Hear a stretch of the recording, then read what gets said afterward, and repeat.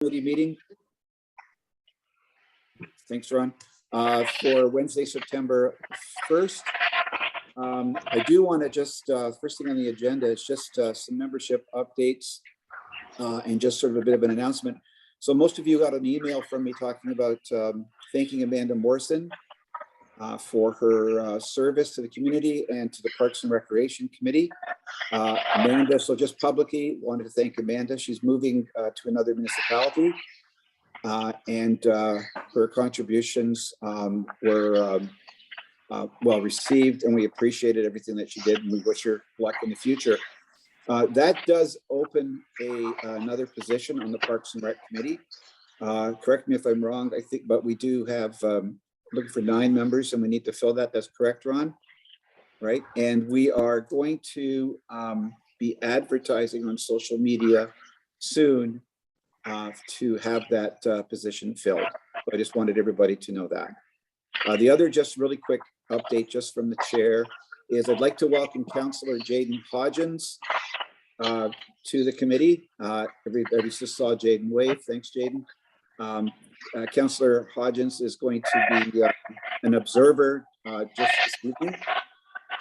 And then I'm not sure what we have in store for him down the road. So we'd like to welcome Jaden to the Councillor Hodgins to the Parks and Rec Committee. All right, having said that, I'm just looking for disclosure of pecuniary interest for this evening. I don't see any. Item 3, adoption of the minutes from May 10th, 2021. If you've had a chance to review them, if there are any questions, concerns, admission or omissions or additions, if there's any. I see none. Look for a mover and a seconder to adopt those minutes. Stephanie, motion, and Linda to second. Anyone opposed? I see no one opposed, and those minutes have been adopted and passed. Okay, let's move to item 4, business arising from the minutes. 4.1 and playground equipment update. And Paul, you're up. Thank you, Councillor Reagan. So the playground equipment update, Granton playground equipment has now been installed. The one single structure behind the pavilion, because of rain delays, we just have to wait getting the chip in there. We're waiting for the ground to dry up a bit, but other than that, the playground's ready to go and it's already being enjoyed by the community, which is great. And then the community center grounds, those will be brought in the end of September. So hopefully we're going to try and align that nicely with the end of baseball, with hopefully the community center start to construction. And we're also pricing out some netting to go along because they're going to be located in the area between the baseball diamond and the soccer field. So it is a bit of a foul ball territory. So there is safety netting that we're going to purchase for that area. And that's all for that one. If there's any questions. Questions, concerns, comments for Paul? I see none. All right. Moving along then, 4.2, Community Center Phase 2 project update. So back to me. Community Center update, obviously, things are a little behind in the construction industry. Tendering has not gone out yet. They're still finalizing some things. There's been a lot of material and labor shortages in the construction industry due to COVID. We're hoping it doesn't delay it much further, but from what we're hearing, you know, 8-month build may turn into a 12-month build. So we're just being cautious when we're looking at that, but they're still hoping October we will have things in motion. As well, we've formalized a fundraising committee. This committee is a subcommittee of PRAC. It's a fundraising leadership committee. On it is Tom McLaughlin, Pat Van Gluken, John Celestino, Brian Lewis, and Mike Radcliffe, as well as the Madam Mayor, Kathy Burkhardt-Jessen, Chair Daniel Regan, Councillor Daniel Regan, Ron Raymer, Catherine, Lisa DeBoer, and myself. And the idea of this committee, we've kind of formalized a plan moving forward based upon some of the things that were presented to us by campaign coaches. We're looking at that to move forward on our own independently without hiring outside consultant. And I think the way we've kind of shaped it is we're looking at its a multifaceted campaign. There'll be kind of a focus on legacy campaign. There'll be a focus on community, and part of that's for getting the community part of it behind it. Help people feel like this is their community center. And then the other is obviously the business campaign. I think it's starting to shape itself out pretty well. We're planning on launching it along with the launch of construction, obviously, and to really, because as it was mentioned to us before, once the shovel goes in the ground, that you start to feel a lot of momentum because they actually see something happen. So on the weekend, we had a booth at Summerfest. I know Daniel Regan, he was there. If Daniel, you want to speak on that a little bit? Okay, if it's all right with everyone, just I was there for a few hours on Saturday. There was, and I just wanted to point out to the PRAC committee that there was a lot of interest. We saw it was well attended. I thought there's a constant stream of people when I was there coming through and taking a look at all the schematics that we had. There was a video I think Paul's going to show soon in a couple of minutes that we were playing for people, and we had the booth, I think, strategically placed sort of right where the new main entrance would be, if I'm looking at the drawings. So people were actually, one of the things that I did notice, and or I heard from a number of people, I just thought I would pass on, is people were saying, well, when is this going to happen? Is this 2-3 years down the road? And I'm saying, well, it could be October, like soon. So people were very enthusiastic about it, especially when they saw the drawings that we had. And we actually did take down a few names of people who are now interested in, residents who are now interested in joining the and volunteering for the fundraising committee. So we've got, I think there was we had half a dozen or so. So I thought that was a sort of a good turnout, but most people were really happy to see that there was, it's going to be something that's going to be happening very, very soon. One of the things, and just as a quick aside, one of the things that we did hear about, I think at PRAC, that I've heard from PRAC and from other residents, is about the amount of information that we have out in the community. This was a wonderful opportunity. We were there for 2 days giving out information. There were a lot of people that had a lot of questions.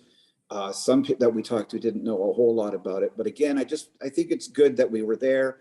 We were visible. We had the drawings. We had staff there. We had a couple of counselors there. We had the mayor there. Ron was there as well.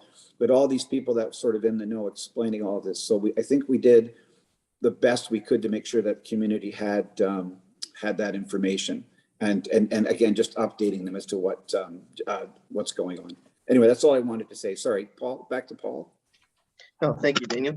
And I think it's important too. One of the things we've discussed at the Fundraising Leadership Committee is that, it is a subcommittee of PRAC. And I think they're kind of hoping, because, it's not a huge committee, that if it comes time that they need assistance, or we can look to PRAC maybe for some volunteers. Obviously we're not asking you to go door to door or anything like that, because I know that's not everyone's interest in PRAC. But, there's going to be community events. There's going to be community building events. And I think maybe that might be a good opportunity to get some of the PRAC members involved in this campaign as well. So the idea is that as the leadership campaign committee, that they'll kind of come up with the idea and form the campaign. And then we're going to bring it to PRAC. And maybe there's opportunities there where members of PRAC could see themselves involved in the campaign, as well as, we're reach out to service groups as well, try and get them involved. And I think it's going to shape up nicely. And I think a positive thing I've noticed is that there's a real shape around community. Like that's really becoming the focus. And in the video I'm about to show you, we developed a script and a kind of a statement that was based upon encouraging people to understand this isn't just, we're not talking about a hockey rink. We're talking about a community center, and really focusing on that and the importance of what it means to the community. And I think that's a huge part of it. Tom McLaughlin and Pat Van Gluken and myself have been discussing a few ways we can do with recognition. And I think it's really shaping itself together as well. I think we've got some good ideas. There's kind of some examples that like Medway High School that they have done that I think that's kind of what we've been basing it off of. So once that's formalized as well, we'll probably bring that back to PRAC so you can see how it's going to change the building. So if I can now, I'm trying to figure this out. I had difficulty the other day. I'm going to share the video. I know some of you on the phones might have a difficult time maybe seeing. I don't know how it works on the phones, but here we go.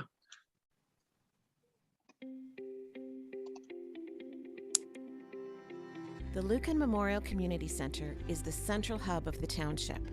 It's where families come to play, celebrate, and grow together. It provides jobs, entertainment, childcare, and programs for residents and visitors to our community. Whether you play sports, participate in fitness, attend weddings, or community events, this is your home away from home. In 2018, we were able to showcase to the world our community's strength and passion by winning and hosting Craft Hockeyville. Through this, we received improvements to our hockey rink and memories that will last forever. Our demonstration of pride and our planning helped award us $5.5 million from the provincial and federal governments to go towards revitalizing the heart of our community to make it open and accessible to all. It's time to come together again to showcase what we can accomplish, to be part of the growth for our community for years to come. Lucan Badolf, where we build community together.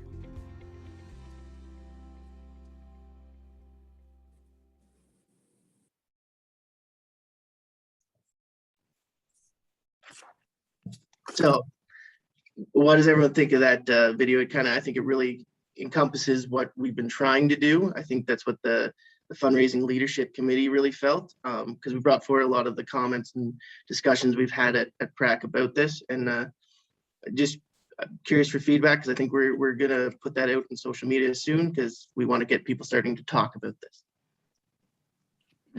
I think it's great. I think just Daniel, to your point, having that booth at any community events, I think would be great just to get the information out there, because there's lots of different things going around about it. The video is wonderful too. I really enjoy how it like highlighted the different things other than hockey, as well as the funding.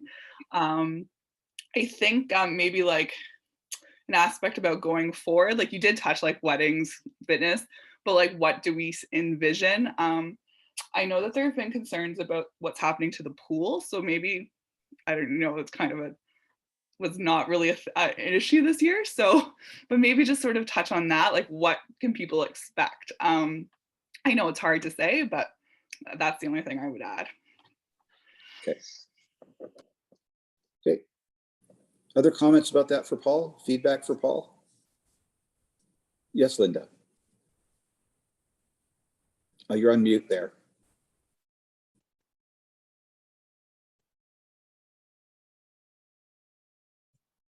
There you are. Okay, can you hear me now? We can hear you now. Yes, thank you. Yeah, I have to say the theme of this video is exactly how I feel about it and what I've been talking to people about, that it's much, much more. I mean, I've sat through a lot of hockey at that arena, having two sons and, you know, soccer and whatever, but it is much more than that. It is the center of our community. And I totally agree with the theme of this video. I think especially the older folks need to remember that they may not have kids that are there anymore doing the sports, but it has been the center where we've attended weddings and stag and does and even funerals. We've done so much there over the years, and they have to be reminded about that. So well done. Okay, thank you, Linda. Other comments? Anything else? One sir. thing I think we should note too is that in future we're going to be updating all the drawings and designs. That was discussed at fundraising level, that it's appropriate this time it should be the Lucan Badolf Community Memorial Center. So that's going to be updated in all the drawings so we don't get people confused later on. And I think that helps to really once again bring the whole community together. This is their center, and I think it's, you know, now's the time and place. And it's important too, when I started that video, I showed all the different iterations of the arena, so people have to remember this isn't the first time we've changed it, you know. So it's had a lot of work done over the years, and it's been great, and it keeps building. So I think it's fantastic. Perfect. All right. Thank you, Paul. Are there any other questions, concerns, comments, feedback for Paul on 4.2? I don't see. Nope. Okay. All right. Thank you very much, Paul. We're just going to move forward to 5, delegations and communications. I don't believe we have any. Ron, there's nothing. Thank you. And now we shall move to number 6, new business, and 6.1, the soccer field update. Is that Paul or is that Ron? Mr. Raymer? I can take that one if you wish, Mr. Chair. Yes, so sir. Pleased to announce, since our last meeting, we have formally closed the deal to purchase close to 17 acres at the north end of Campanelli Way. And I think council did a phenomenal job there. We purchased the property for $18,000 an acre, which is really below the agricultural asking price per acre. So that was a pretty good deal. And that deal, I believe, closed the end of July was when it finally closed. And we were very hesitant to say anything about this to anybody, because we all know, and certainly I'm old enough to know that things can fall apart at the last minute, and you hate to set the bar and then have to drop the bar. So we're happy to announce that that's formally closed. We're moving forward with the engineering. Our original hope was to have that land all sort of leveled and seeded this fall, so the grass could get a good catch and start growing. Because even though in all likelihood we're not going to be able to use those fields in 2022, the longer that grass can grow and get established, the better it's going to be. But it seems like engineers and the geotechnical people, they are so backed up and busy that I don't see that being a reality this fall. At the most optimistic, I would say we may be able to get in there with some earth scrapers and sort of level the site off. But certainly I don't foresee us being able to get it seeded down by the before winter sets in. So the good news is we've got it. We're moving forward. A little tidbit, I do think we will be able to. Yeah, thank you, Paul, for putting out there. What happened there? Okay. I can share mine as well, Paul. 1 second here. There, can everybody see that? We can now, Ron. Yeah, okay. I can. Yes. So what you'll see is the stormwater pond is located in this area here. I don't know if anybody can see my screen here. Yep, we got it. I can see it. Gilmore Drive is right along the bottom here, and Campanelli Way goes north to south. So right now, there's barricades at the end of Campanelli Way, right where my arrow is pointing, right here. So basically, it's an extension of Campanelli Way, and it'll go right into the parking lot. And then there'll be a premier field here that will be separately fenced. The plan is to have it separately fenced, irrigated. And then this field here will be probably not used as a full-size field. I can see them using that as the mini fields for the time being. And then this will be a full-size field, and this will be a full-size field. The parking lot, we've been very, very clear to the engineers. Make sure the parking lot is big enough.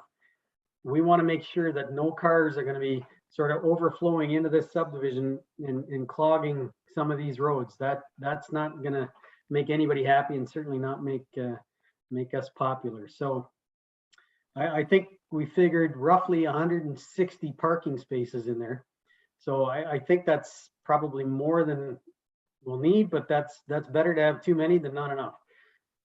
So the plan is to have, like I said, 1, 2, 3, 4 fields. This will be the premier field. And when I say premier field, the Lucan minor soccer people, to be a premier field, it has to be separately fenced.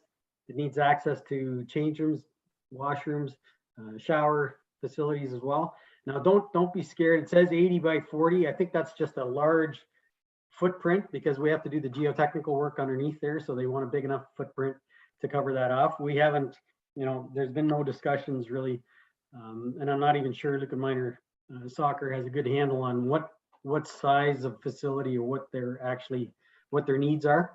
And that doesn't necessarily have to be built anytime soon either. So this can all be done in stages. But obviously the sanitary sewer has to be extended to this area here. The water has to be extended. We're going to hopefully be able to plan for the sprinkler systems to be installed on all 4 fields, as well as drainage. We've been in touch with John Van Rostel from TDS Drainage. He's a local contractor specializing in sports fields. He's got a lot of expertise. He like I said, he's a taxpayer here, so he's got the experience. He knows our Biddulph blue clay.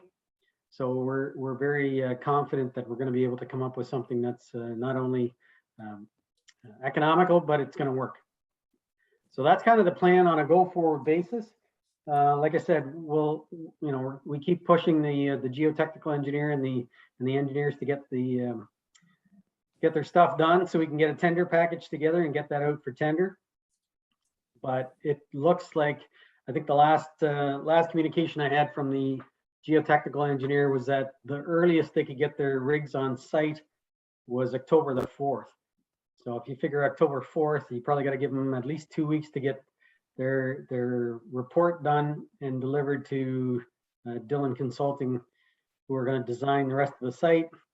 You're probably looking at mid-November by the time we can even get a tender package out there. So like I said, I really don't expect we'll be able to do anything this year, but we'll be in good shape to start as soon as the weather breaks in 2023. So anybody have any questions for me or? Okay, can we just go back to the regular screen so I can see? I can't see anybody actually. Okay. If anybody has their hand up, and go right ahead. There we go. Okay, Colin, I see Colin first.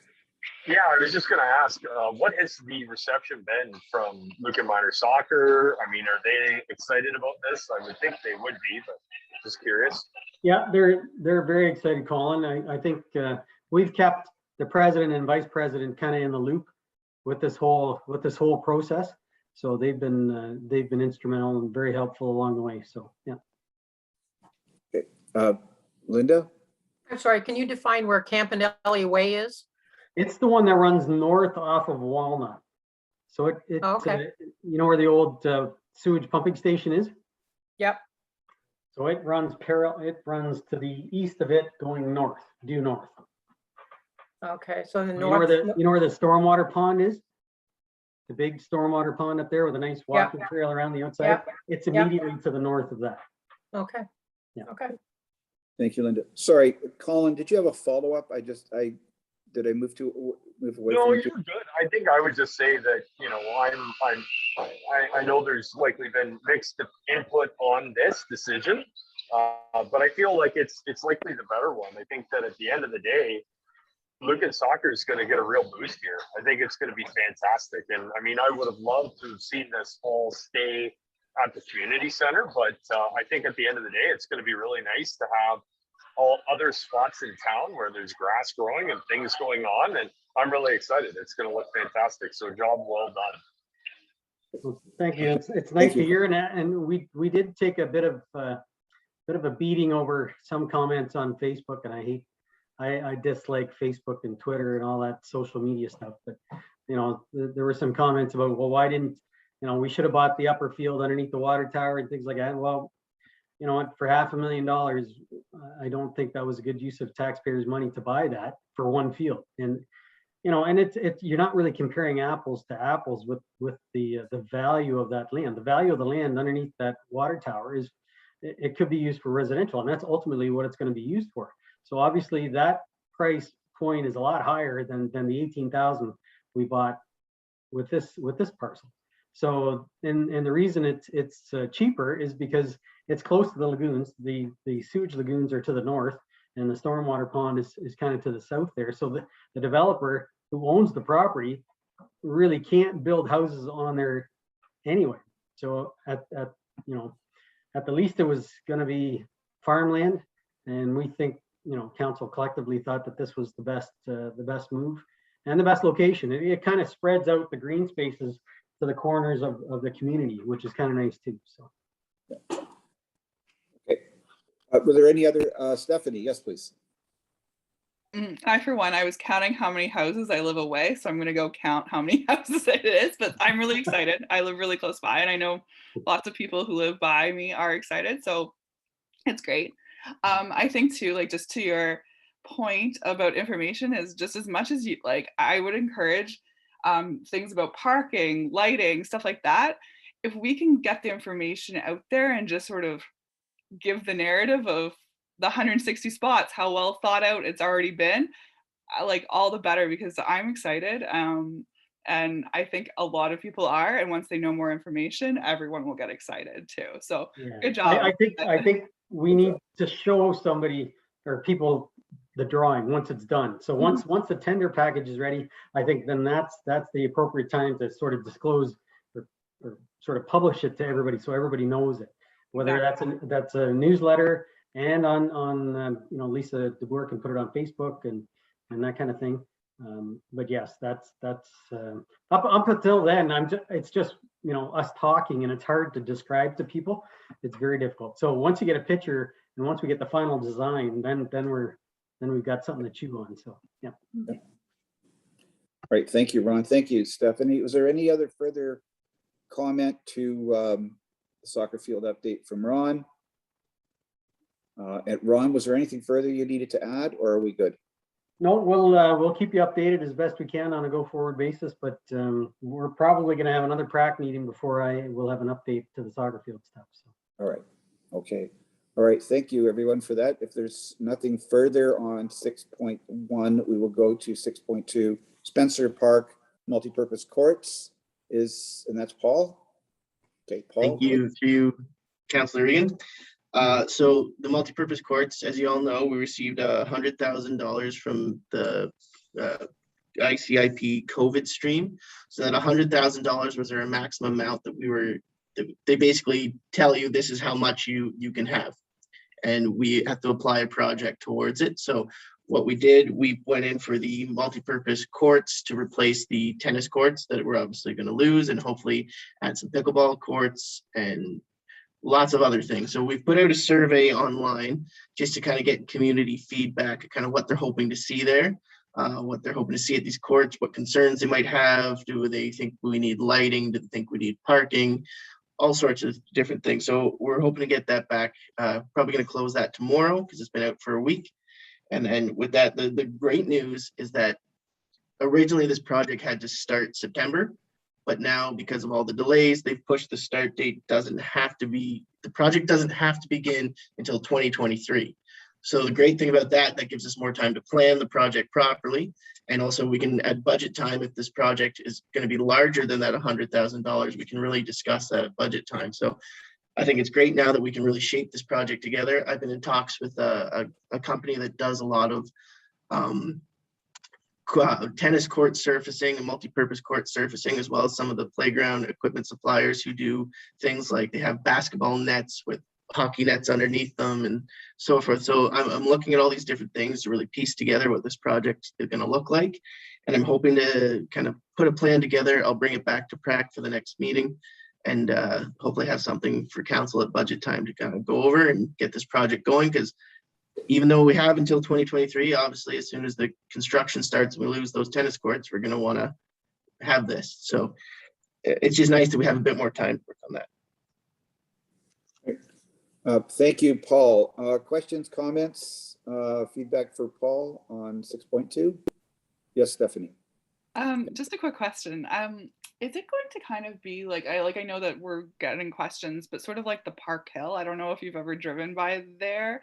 It's sort of it's kind of like a fence place, and it has a tennis court, and obviously, like, is it sort of that idea where it's kind of you enter one door and it's a tennis court, and you sort of enter the next door and it's a pickleball? Is that sort of the idea?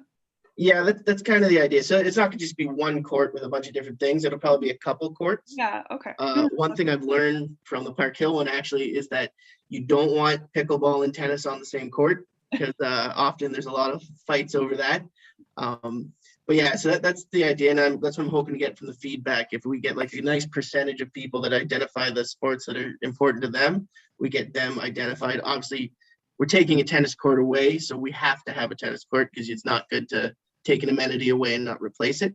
But it'd be nice to add on pickleball, basketball. I know it's going to go in the Spencer Park, which is behind I guess McEwen's gas station. I was going to say Clark's, but a lot of people in that neighborhood have expressed to me that they're excited to see basketball there. So there's probably going to be a basketball element, which is great. And yeah, so it is exactly kind of like that Park Hill. Perfect.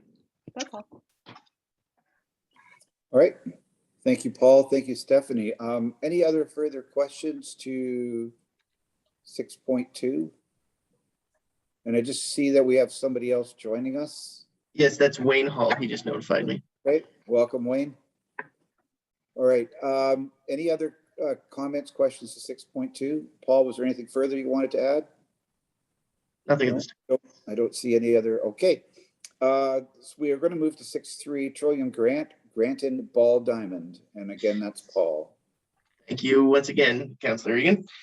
So the Granton Baseball Diamond, there's been, over the years, we've done a lot of work to it. It's still not perfect. And with COVID-19 and everything, delays to the start of the season, the minor ball has been using it more. There's been more and more adult leagues that have wanted to use it. And the lights, even though we've invested, I think in 2015, we invested quite a bit of money to get them up and working again. They're not perfect. So luckily though, Trillium has just released a grant today, and I've already started working on it for improvements to existing sports fields and facilities. So I think this is a great opportunity because the ball lights in Granton are not due for replacement until 2026. And even though I was going to bring it up for discussion in budget times, I think this is a perfect project for it. It's an opportunity we can improve the lighting out there, improve safety, and just improve the quality of the field. And maybe we'll get more usage out of it, which would be great. Because if we can maybe make the fencing higher at the back, because I know right now they have a 2 home run rule out there, and it improves safety to the skate park and the gardens. So I've already brought this up to Keith, as he's part of the Granton Park Committee as well. And I kind of went to them and say, what if you had your Field of Dreams in Granton, what does it look like? So that way I can shape the grant to that, because we can apply for up to a maximum of $500,000. Important to know though, the ball diamonds in Lucan, those lights, the project, they told us to budget for $218,000. So 500,000 doesn't go a long way, but so I'm hoping to at least get the lighting and the fence under that. All right. Thank you very much, Paul. Questions, comments, feedback for Paul for 6.3? And I see no comment. Okay, so, and that's been passed on to Keith, right? You said? Yes. Okay, all right. Okay, good. Okay, we will move on then, because I don't see any hands up. 6.4, ball diamond lights, Lucan. Paul, that's yours again. Thank you. So once again, the ball diamond lights in Lucan, they're moving along. They're hoping to get that project started by the end of this month or beginning of October. With once again, that's great because it lines up perfectly with baseball, which is what I asked them. It's hopefully shaping up well. They haven't awarded because they're taking, the LAS is doing it for us through their program, and they just have to procure the labor for it. And we've identified a few local companies to kind of hopefully keep it local and keep the price down, because there's not travel costs there. So we're just waiting to hear back from them on that, and they're waiting for materials again like everyone else, but hopefully there's not a huge delay. Okay, thank you very much. That's any comments on 6.4 for the ball diamond lights, Lucan, for Paul? Comments, concerns, feedback, questions? No, don't see any. Okay, all right. Item 7, roundtable discussion.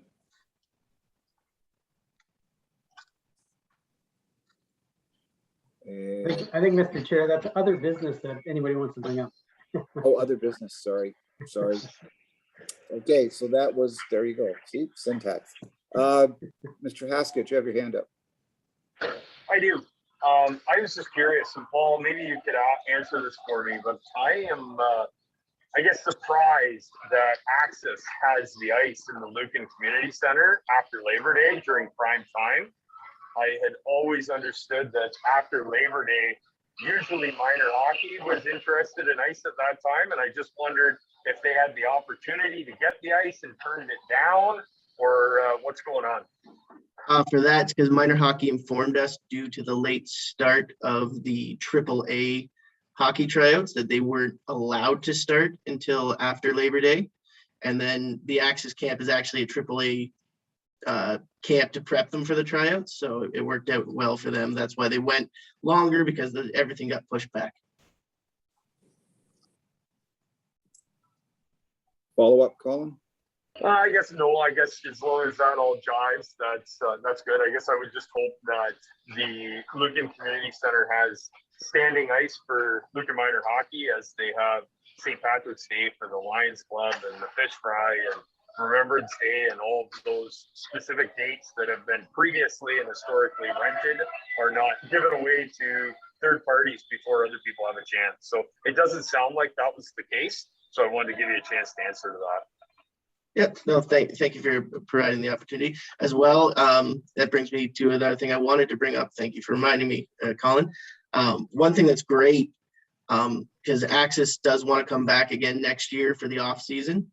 And it's something they love our community center. They love our rink. They love how everything's set up, and they'd really like to, make this a permanent thing that they do, which is great for us. It'll double our ice revenue, and as well, a fantastic thing for long time now. For some reason, women's hockey in April has always had to go to another rink, even though their season wasn't complete.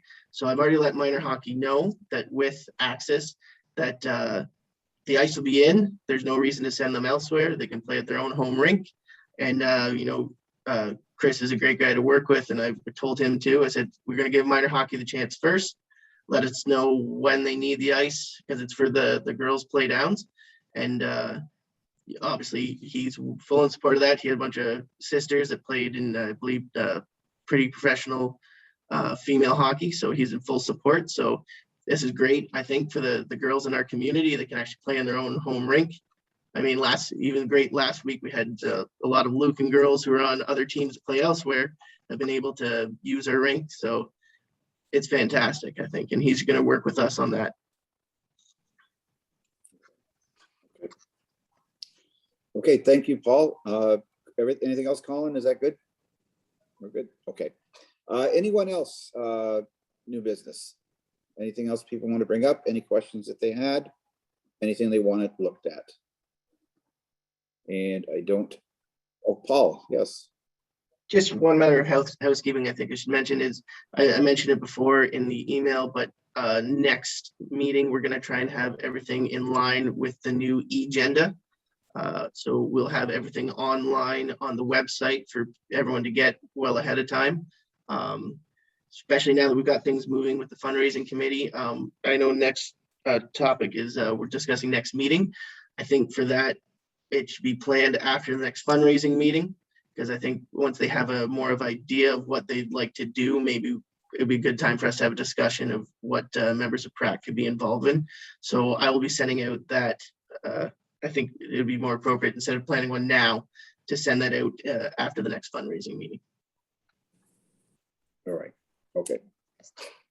So we don't, sorry, so we're gonna do the fundraising first, and then we're gonna send out the little doodle thing or whatever it is, just to see when people are available. Okay, fair enough. Okay, was there any other items under new business, roundtable discussions, anything else? I don't see any other hands. Okay, perfect. Okay, it looks good. All right, so I guess that will be it. Paul, you're going to send that out after the next meeting for the for the fundraising, right? And we're set for that. Okay, so I guess what we'll do with that, we will adjourn. I'm just looking for a mover and seconder to adjourn our Parks and Rec meeting. And I don't see anybody, so I guess we just have to stay here then. Okay, yes, Jaden, Councillor Hodgins, and seconded by Mr. Colin Haskett. Anybody opposed? Good. All right. Thank you very much, as always, everyone. It's a pleasure working with you. I appreciate all of your support, and we'll see you later. Thank you.